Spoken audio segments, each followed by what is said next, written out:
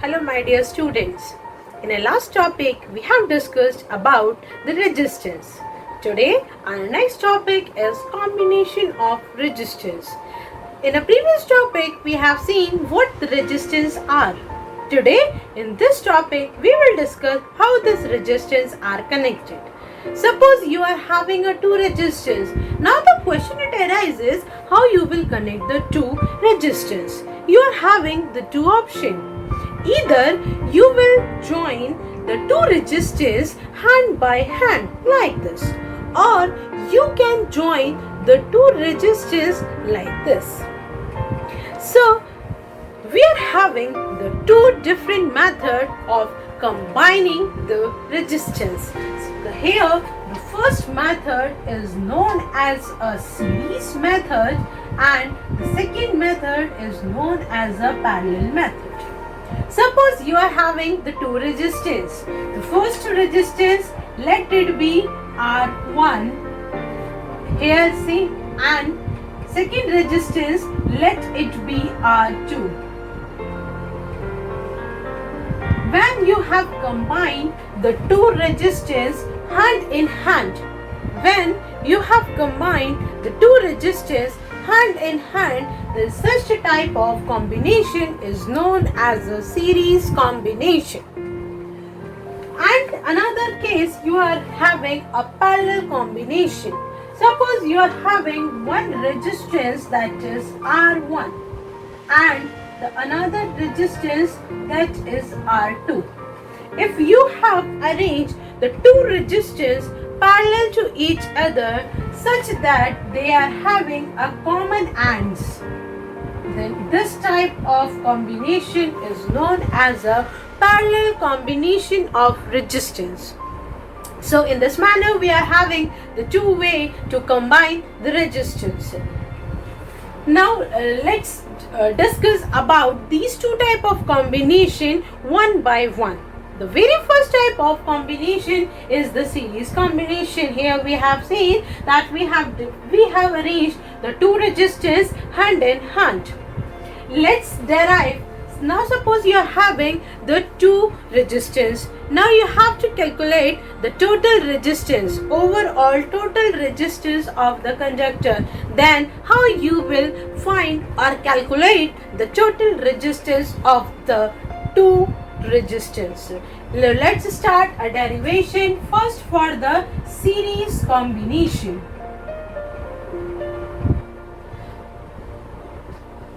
Please check the circuit diagram very carefully because circuit diagram is a major thing for the derivation. If you will get confused in the circuit diagram, then you will not be able to do the derivation properly. So please check out the circuit diagram very properly. You are having the two resistance. One is R1 and another resistance is R2.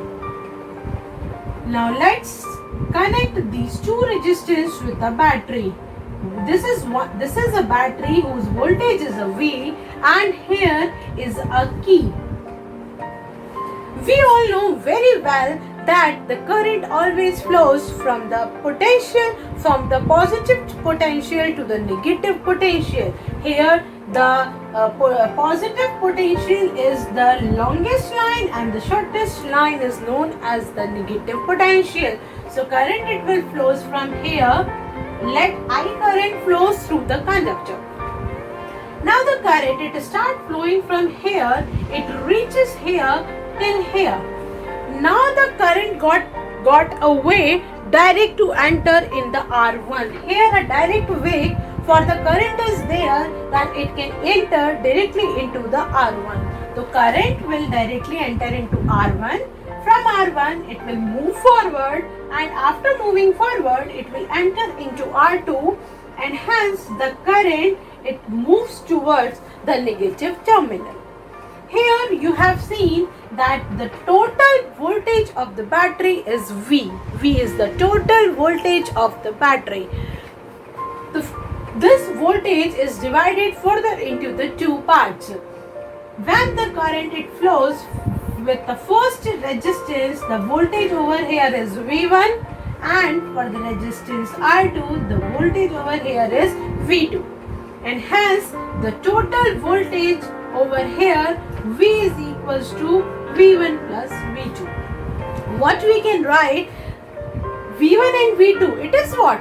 It is a part of the total voltage of the battery V only, and hence we can say V is equals to V1 plus V2. This is the total voltage of the battery only, which is further divided into the two parts. So hence it is concluded V is equals to V1 plus V2. Now for the resistance R1 by Ohm's law, we know V is equals to IR. Here in place of R, what we will write? R1. And for R1, the voltage over here is V1. So V1 is equals to IR1. Similarly, for resistance R2 by Ohm's law, V equals to IR. In place of R, it becomes R2, and for R2 the voltage is V2. So V2 is equals to IR2. We got the value of V1, we got the value of V2. Now we will substitute it in equation number 1. V1 value we got, V2 value we got. Now the value of V we need to calculate. So for the value of V, what we will write, for the complete system,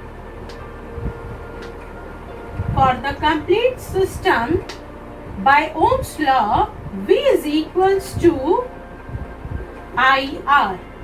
So you got the value of V, you got the value of V1, you got the value of V2. Substitute all this value in equation number 1. So what we will do, putting all values in equation number 1.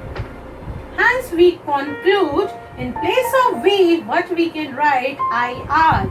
In place of V1, we can write IR1. In place of V2, we can write IR2. So IR is equals to, taking I as a common, what left inside? R1 plus R2. So here in LHS part and in RHS part, I is common. So I is cancelled out. Hence R is equals to R1 plus R2. Through here, we can conclude that the total resistance in a series combination is the sum of individual resistance. That means total resistance, it will be always higher as compared to the individual resistance. Suppose you are having, for example, you are having R1 is equals to 2 ohm and R2 is equals to 3 ohm. So R over here is R1 plus R2, it will become 2 plus 3. So R over here is 5 ohm. Hence, the value of the total resistance, it will be more as compared to the value of the individual resistance. This is all about the concept of the series combination. Suppose in place of series, if we will talk about the parallel combination, then how we can solve it? In place of series, suppose you have to draw the circuit for the parallel combination.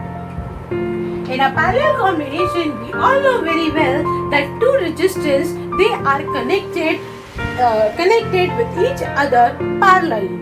So let's move for the circuit diagram of the parallel combination. This is the resistance R1, this is a resistance R2. Here, this is a common AND where the resistance R1 and R2 both are connected. This is another AND where R1 and R2 both are connected. That means this is the initial point which is same for R1 and R2, and this is a final point same for R1 and R2. Let these be connected with a battery.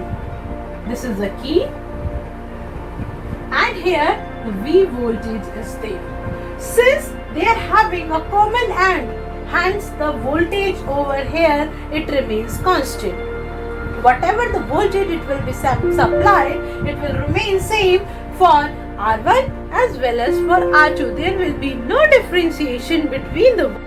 Now see, you are having R1 and R2.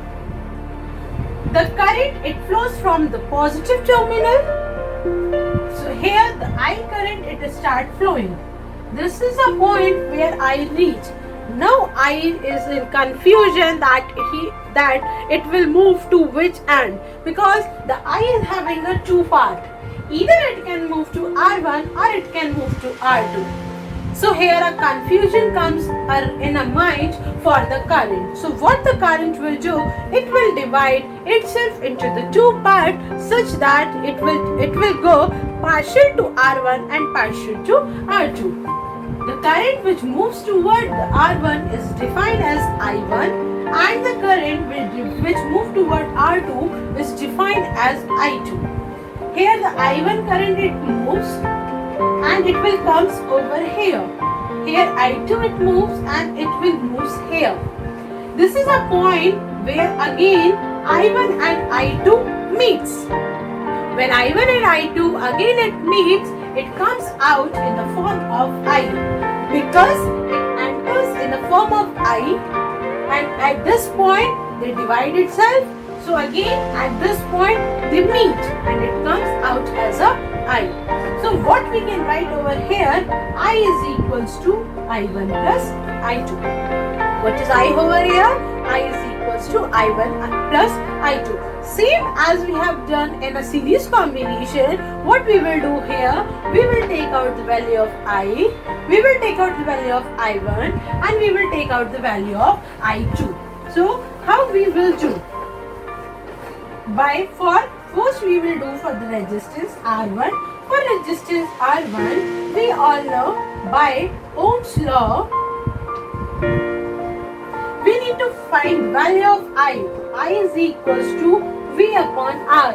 In place of R, we are having R1, and in place of I, we are having I1. But the voltage over here, it remains as a constant. Now for resistance R2. Again, by Ohm's law, I2 is equals to V upon R2. So we got the value of I1, we got the value of I2. Now we need the value of I.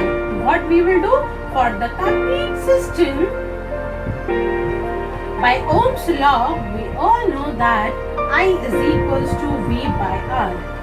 Hence we got the value of I, I1 and I2. Substitute all this value in equation number 1. Okay? So thus from equation 1, in place of I, V upon R is equals to V upon R1 plus V upon R2. V upon R, V is common in both the terms. So we will take V as a common. So taking out V as a common, what left? 1 upon R1 plus 1 upon R2. V is cancelled out by V. What left? 1 upon R is equals to 1 upon R1 plus 1 upon R2.